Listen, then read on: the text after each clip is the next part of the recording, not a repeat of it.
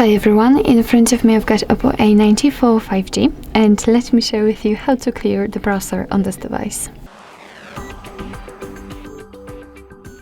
So first of all, let's open the browser, and in my case it will be Google Chrome. And now let's tap on the three dots icon in the right upper corner. Now let's enter the history, and as you can see right here we've got the list of all previously visited websites. So of course if you want to, you can remove them manually one by one just by tapping on this X button right next to it.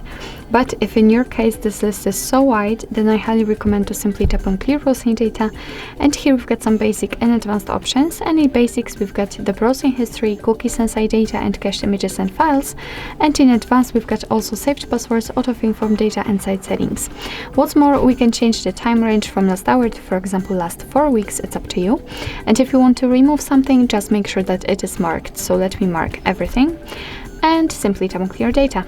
As you can see, the history is empty, which means that we just successfully removed actually everything. So starting from the list of visited websites and ending on saved passwords.